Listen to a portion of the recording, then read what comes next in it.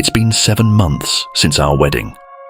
Looking back, all the hustle seems futile.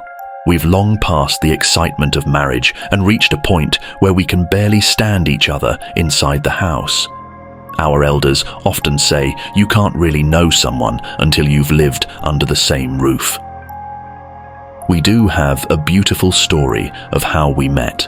Our university lives were full, and our relationship, which culminated in marriage, was the cherry on top. Alper first approached me at the spring festival of our freshman year in university. He expressed his interest in getting to know me, quite confidently. Although hesitant, I had also taken a liking to him the moment I saw him. I didn't play hard to get, because it's not my nature. It's quite ironic, given my name, Nazlu, which means delicate or coquettish. Our relationship progressed smoothly and led us to marriage. The wedding was over, and we moved to our new detached house in Istanbul.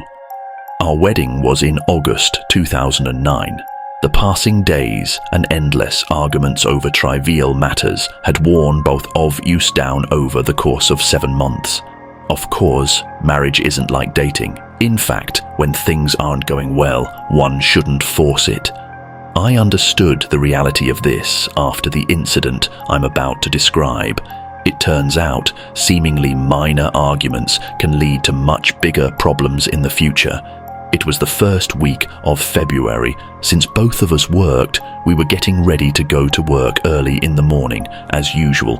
While Alper was having breakfast, he mentioned that he needed to go to another city for work and would be back the next day. My jealousy crisis started early in the morning. Lately, the increasing number of business trips had been bothering me deep down. Although I trusted him, Alper mentioning this as he was about to leave in the morning raised suspicions in me. We suddenly found ourselves in an argument with no end in sight once again. We both left the house without resolving it. After finishing work and returning home, while eating, I was still thinking to myself, angry at Alper.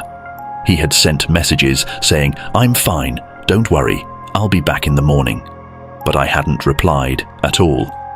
After dinner, I slouched in front of the TV.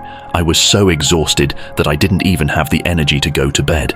I forced myself up and went to the bedroom to sleep.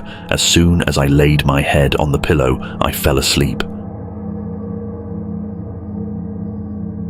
I found myself in a long corridor in my dream. It was like the corridors in a large school. The air was dark, with only a few dim lights illuminating the space.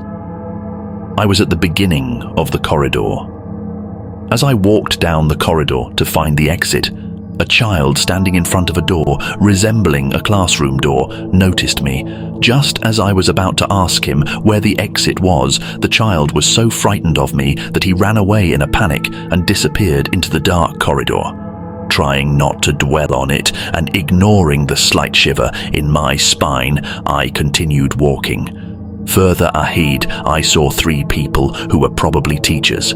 I hastened my steps towards them. Finally, I was glad there were people I could ask about the exit. My echoing footsteps on the concrete floor caught the attention of the 3 people ahead, and they all turned their heads towards me. Just as I was about to smile and address them, the woman among them suddenly screamed. Their faces turned as white as sheets when they saw me. Meanwhile, I was torn between trying to understand their extremely fearful faces and feeling scared myself, and I started running after them. At the end of the corridor, there were 2 more corridors branching off to the right and left. They turned to the right and disappeared from my view. As I was about to turn there to catch up with them, a man appeared before me and signaled me to stop. I paused, out of breath, all of a sudden.